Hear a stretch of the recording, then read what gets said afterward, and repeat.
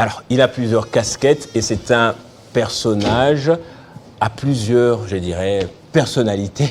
Hugues Boolé Ndongo est avec moi. Bonsoir. Bienvenue à vous à nouveau dans ce plateau de King Direct. Bonsoir Gaëtan, bonsoir à tous les téléspectateurs qui nous regardent en ce moment. C'est toujours un plaisir d'avoir ce rendez-vous avec vous ici. Merci beaucoup. Sur Télé 50. Il y avait des affiches qui ont été publiées annonçant justement ce rendez-vous, cette émission. Quelques personnes m'ont écrit disant que j'aime bien ces messieurs-là, je les suivis. Il y en a qui vous ont découvert à la RTNC. Hein. Oui. Vous étiez parmi les personnes qui commentaient les périodes d'après-match ou pendant la mi-temps. Vous étiez tout le temps là et vos analyses étaient pertinentes. Vous en avez eu les échos en tout cas. Oui. Qu'est-ce qu'on disait finalement? Ça me fait rire. Non, c'est intéressant. Les gens étaient vraiment très contents de ces analyses-là à la RTNC.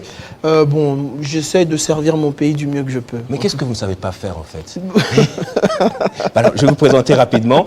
Hugues Boolé, vous êtes président du mouvement citoyen éclairé que vous avez lancé en fin de l'année dernière. Hein? Oui. Oui. Alors, vous êtes expert et consultant en finances publiques. Oui. Vous avez une expertise reconnue dans le domaine financier. Je ne sais pas si vous le dites aussi publiquement déjà, mais vous êtes directeur financier dans une des agences publiques ici en RDC. Je peux citer les noms? Oui, bien sûr. Il n'y a pas de problème. Vous êtes directeur financier du Fonds national d'aménagement du territoire. Mais votre cheval des batailles, c'est beaucoup plus le changement des mentalités des jeunes. On va en parler peut-être, c'est ça? Oui. En effet, bon, là, vous avez décrit, vous avez donné un aperçu de mon CV. Ouais. C'est vrai que je fais plusieurs choses, mais je suis vraiment dans le secteur des finances publiques. Ouais. C'est vraiment mon secteur de prédilection. Ouais.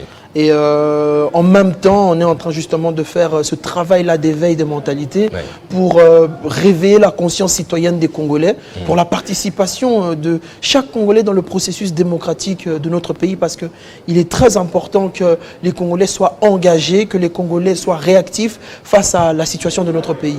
Voilà. Alors, aujourd'hui, on commence par l'actualité, je disais, avant de parler de la tournée que vous organisez avec les jeunes étudiants particulièrement. On a une première ministre à la tête du gouvernement. Est-ce que vous y attendez? Sinon, avez-vous des attentes particulières parce que c'est une dame maintenant? Oui, en tout cas, déjà, je tiens encore une fois de plus à féliciter Madame... Son Judith. Excellence, Madame Judith Toulouka Souminoa ou Soumouina. C'est Souminoa. Soumouina. Non, Souminoa. Non, non. Ah ouais. Ça doit être Soumouina. Non, Souminoa Toulouka. Oh, c'est Soumoui. Non, Soumi. Ah, bon, allez-y. Donc voilà, je tiens à féliciter Son Excellence Madame le Premier ministre. C'est une première pour la République démocratique du Congo, vraiment qu'on ait une femme à la tête du gouvernement. Ouais. C'est à féliciter rien que le message psychologique qui a été envoyé à toutes les jeunes filles du pays, de se dire que si on étudie, si on est sérieux dans notre travail, eh ben, le pays sait nous récompenser. C'est vraiment quelque chose. Mais après, c'est une grande responsabilité. C'est une grande responsabilité d'être à la tête du gouvernement. Et en même temps, c'est une opportunité parce que, c'est pas seulement parce que c'est une femme. Hein, on estime que le chef de l'État l'a placée comme chef du gouvernement parce qu'elle est compétente, parce qu'elle répondait aux critères attendus dans la haute hiérarchie. Maintenant, nous attendons de voir. Nous attendons voir comment ça va, quelle percussion elle aura, quel style elle aura. C'est trop tôt pour se déclarer. Ouais. Nous attendons avec impatience déjà de voir l'ossature du gouvernement, de voir comment elle va tenir. Vous voulez que ce soit comment c'est ce gouvernement, en tout cas, un gouvernement composé essentiellement des jeunes. Bon. En tout cas, vous pouvez bien le réclamer parce que vous êtes jeune, vous militez pour ça, ou un gouvernement avec des nouvelles têtes, forcément. Oui, c'est vrai qu'aujourd'hui, je suis jeune, mais dans 20 ans, je ne serai plus jeune, bon, la jeunesse est un état d'esprit. Mais ce qui est intéressant, c'est surtout ce travail, hein, de se mettre ensemble entre les jeunes qui ont la fougue et les plus expérimentés qui connaissent justement comment les rouages tournent. Alors, pour ce gouvernement, j'espère que le président de la République va faire un mélange entre une jeunesse fougueuse, parce que c'est très important de travailler avec les jeunes dans la mesure où les jeunes rêvent encore. Les jeunes pensent encore que les choses sont possibles. Et les jeunes peuvent se mouiller à 200% pour changer les choses, ce qui n'est pas toujours le cas des personnes expérimentées, parce qu'elles ont tout vu. Moi, je pense, aujourd'hui, je le dis à la télé, quand je parle aux gens qui sont de la génération de mon père, 1955, hein, à partir de 55, tu montes, tu verras que c'est une génération des gens qui n'ont plus d'espoir pour le Congo. Je le dis, je l'assume. en off comme à la caméra. Quand vous parlez à ces gens de cette génération, vous diront le Congo c'est trop tard, le Congo ne va plus se développer, la crise elle est profonde. Ça ne nous vend pas du tout un espoir à la jeunesse de se dire que on peut changer ce pays. Donc on sent que toute cette génération-là n'y croient plus à la RDC. Ils se disent, ils vont travailler, ils vont aller à la retraite et puis le Congo est tel qu'il est. Or, nous les jeunes, on veut bénéficier de leurs expériences, déjà savoir pourquoi ils disent que ça ne va pas marcher. Sur base de ces expériences-là, nous on va disséquer et on va se mouiller pour qu'on puisse faire fonctionner la RDC. Parce que ce n'est quand même pas normal dans un pays que les dirigeants aient un discours négatif quant à l'avenir de ce pays. Il faut toujours avoir un discours positif parce que le discours, c'est une prière. Ce qui sort de la bouche aura un impact sur le travail. Imaginez un ministre... Les paroles sont une puissance. C'est une puissance. Imaginez un ministre dans sa tête qui se dit que Congo ici est béba, ne vous inquiétez pas, il ne va pas vous produire un bon résultat. Alors que quelqu'un qui vient avec une intention de dire qu'il y a moyen d'arranger le pays, même s'il rencontre des difficultés, il ira dans le sens positif des choses. Et vous y croyez justement, cette transformation à la fois des mentalités, mais de notre pays aussi, raison pour laquelle vous avez mis en place le MCE, le Mouvement Citoyen Éclairé. Est-ce que les jeunes filles que vous contactez, que vous rencontrez plutôt, sont-elles à la traîne ou elles sont autant dynamiques que les hommes? Ah, c'est une bonne question. C'est vrai que moi, déjà pour commencer, personnellement avec le MCE, tous les jeunes qui nous accompagnent, nous y croyons. Parce que si je dis moi, c'est trop personnel. Hein. Maintenant qu'on fait partie d'un groupe, nous, le MCE, le Mouvement Citoyen Éclairé, nous croyons que le Congo peut se développer. Alors j'ai même dit ça dans une interview, que ceux qui croient que c'est impossible laissent la place à ceux qui croient que c'est possible. Nous croyons que la République démocratique du Congo peut évoluer déjà en commençant par toucher la mentalité du Congolais parce que de manière générale, ce qu'on constate hein, dans le schéma psychologique du Congolais, c'est que ce n'est pas clair. On ne sait pas où on va, on ne sait pas qui est qui, on n'a pas de projection claire. À partir du moment où ce n'est pas clair dans la tête, eh ben, ça sera compliqué de concrétiser quelque chose dans les institutions. Alors nous, on vient en se disant que c'est possible, en se disant que nous avons un chemin clair et on veut emmener le Congo, la RDC d'un point A vers un point B. Donc voilà, c'est possible. Alors avec le MCE, cet éveil de mentalité qu'on est en train d'emmener, ça passe à travers l'éducation, à travers la sensibilisation. Qui dit éducation dit formation, former les jeunes, développer l'esprit critique, encourager la participation citoyenne des Congolais, c'est très important ce qu'on est en train de faire. Et au niveau de la sensibilisation, c'est la communication de proximité, la télé, radio, réseaux sociaux. Il faut que l'on puisse vulgariser l'éducation. Déjà, pourquoi?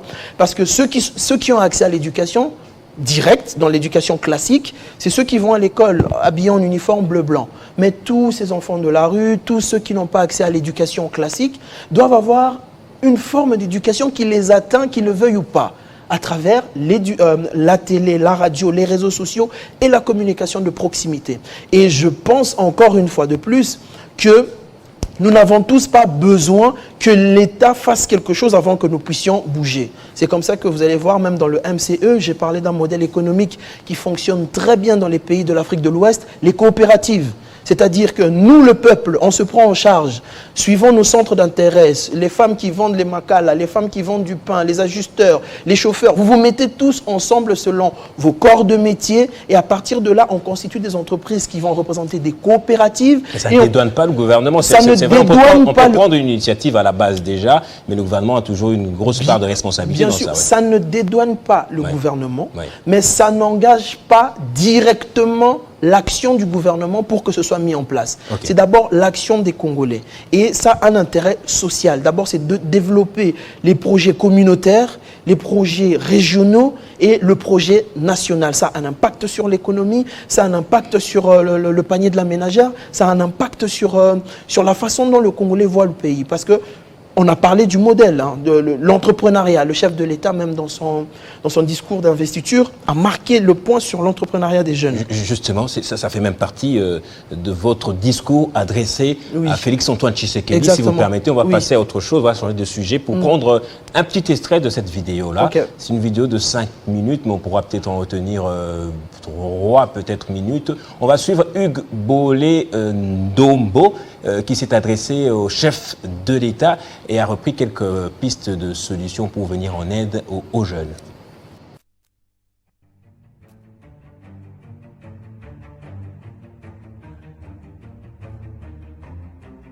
Excellence, Monsieur le Président de la République, avec l'expression de mes hommages les plus déférents, je vous salue.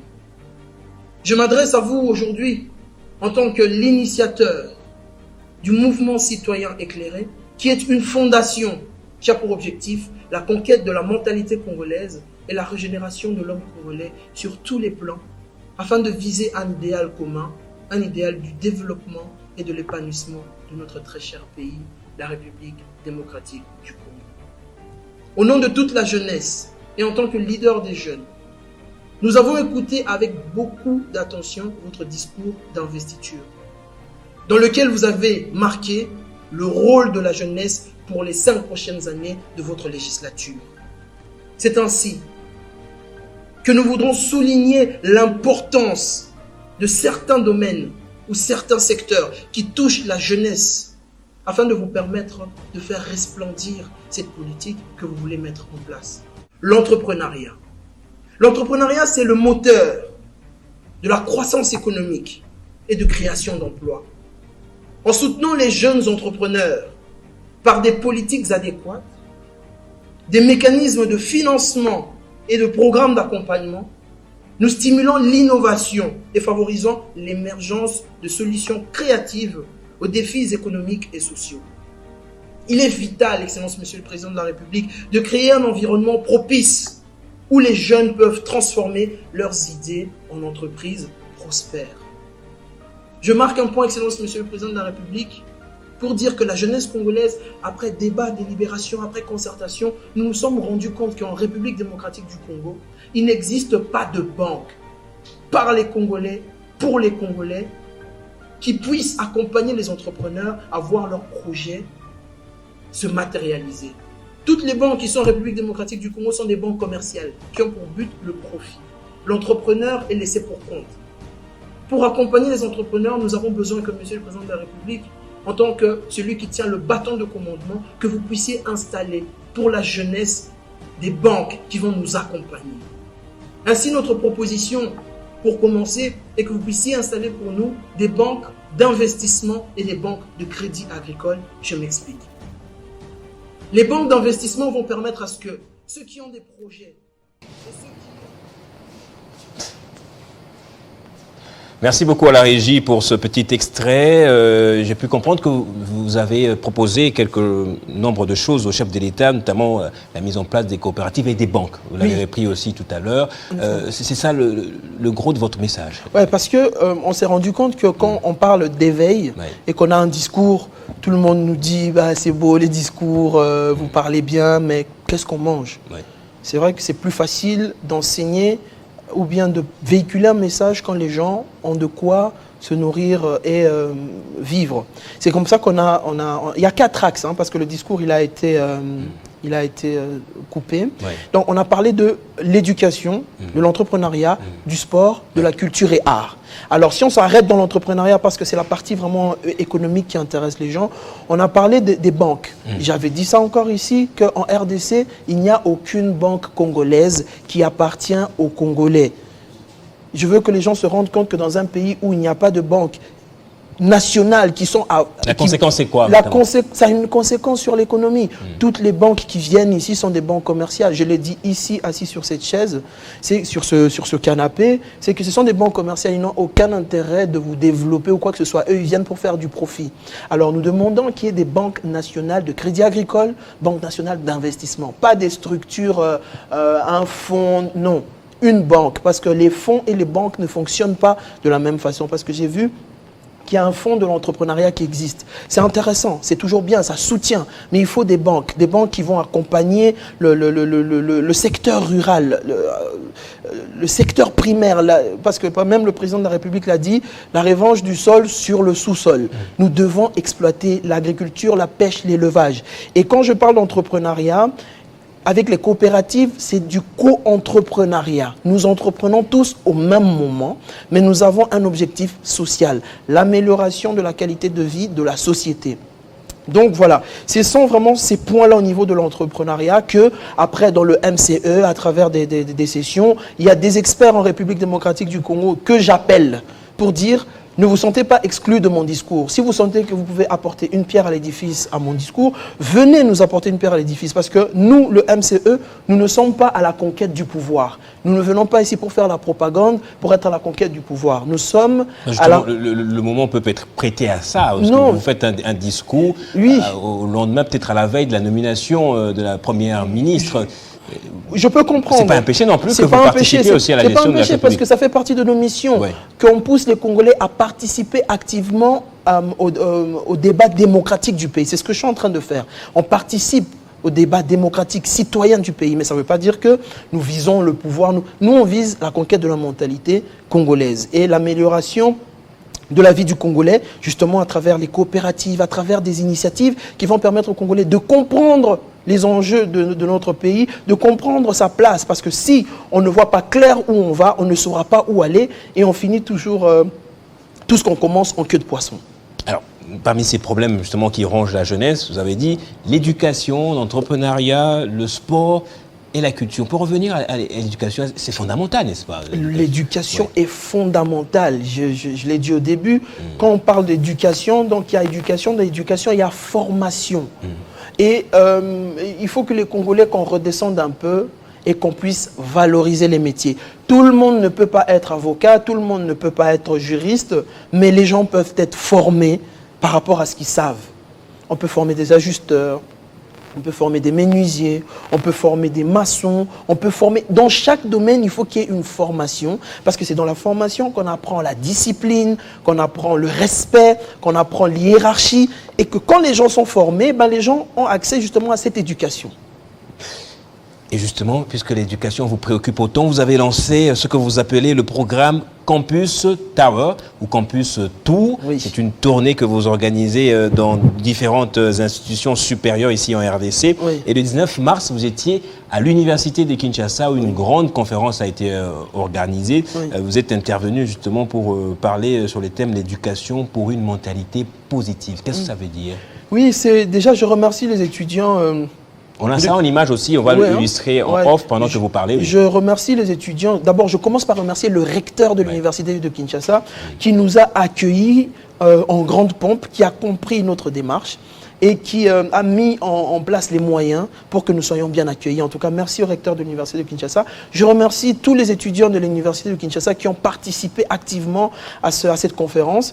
Il était important pour le MCE de venir dans les universités, où il est important qu'on vienne dans les universités, pour d'abord parler de cet éveil à la prochaine classe dirigeante de notre pays et aux prochaines personnes qui répandent la connaissance. Il y a des professeurs, des futurs professeurs, il y a des gens qui sont dans des quartiers. Ces étudiants-là qui représentent les cerveaux de la République démocratique du Congo, il est important d'abord qu'eux comprennent pour que notre travail de vulgarisation soit un travail plus facile. Donc c'est comme ça qu'on a dit qu'on va faire la tournée des universités pour justement emmener cet éveil, l'éveil des cerveaux congolais, l'éveil de la population congolaise, et en entrant en contact avec les étudiants dans les universités, on se rend compte de leurs problèmes, de tout ce qu'ils rencontrent comme difficultés, et nous, après nous allons emmener ça au niveau des pouvoirs publics à travers toute la tribune qu'on a. Et on va essayer de proposer des solutions pour améliorer les conditions éducatives, l'accès à l'enseignement, et surtout, on parle beaucoup de gratuité, mais je veux qu'on parle aussi de la qualité de l'enseignement.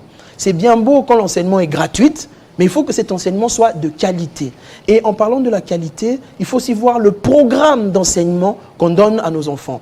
On ne peut plus aujourd'hui en RDC dire à nos enfants que Diego Cao a découvert l'embouchure du fleuve Congo. C'est une hérésie, c'est une aberration, parce que quand Diego Cao est arrivé au Congo, il y avait des Congolais qui existaient, qui savaient que cette embouchure existait, qui lui ont même emmené pour lui dire « voici l'embouchure ». Il est parti, il est revenu.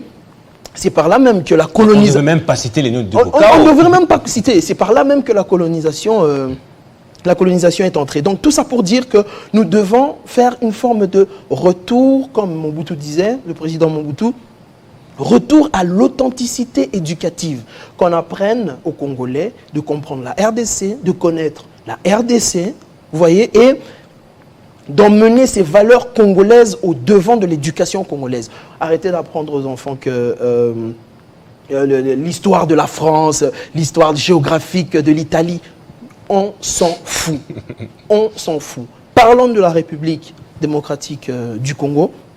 Concentrons-nous sur notre pays au niveau de l'éducation. C'est ça un peu le combat qu'on veut emmener et surtout ça va nous permettre de mieux nous développer. Justement, parler des Diego Cao, parler des Livingstone sont des stigmates même de la colonisation, des relents qui restent et c'est une manière de révolutionner même les mentalités. Justement. Clairement, oui. Parce que quand on parle, quand on fait ces stigmates de tous ces colons-là qui sont venus pour mettre une éducation qui met l'Africain en dessous de ce que l'homme blanc au-dessus, l'homme noir en dessous, c'est déjà un problème psychologique.